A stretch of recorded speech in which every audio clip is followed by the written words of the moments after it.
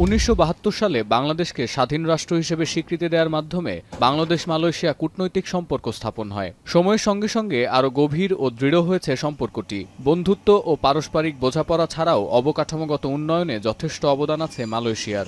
দুই দেশের দ্বিপাক্ষীয় বাণিজ্যের পরিমাণ প্রায় $200 কোটি। এছাড়া মালয়েশিয়ায় বিদেশি কর্মী চাহিদার প্রায় অর্ধেকই পূরণ করছে বাংলাদেশ।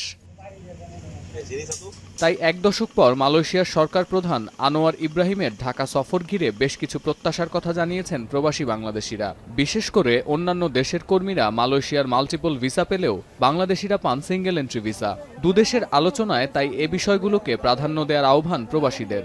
সবাই মাল্টিপল এন্ট্রি ভিসা পায়, কিন্তু আমরা একমাত্র বৈষম্য শিকার বাংলাদেশিরা যারা সিঙ্গেল এন্ট্রি ভিসা বহন করি। আমাদের সকলের একটাই দাবি, আমরা মাল্টিপল ভিসা চাই। আমাদের দেশে যে কোনো সমস্যা হইলে আমরা যে কোনো মুহূর্তে যেন দেশে যেতে পারি।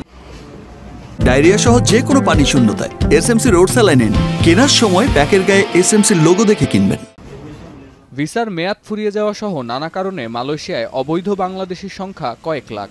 এছাড়াও প্রতারক চক্রের শিকার হয়েছেন এমন প্রবাসীর সংখ্যাও কম নয়। এই প্রবাসীদের কর্মসংস্থান নিশ্চিতের পাশাপাশি অবৈধ প্রবাসীদের বৈধতা দেওয়ার বিষয়টিও গুরুত্ব দেওয়া উচিত বলে মনে করছেন তারা।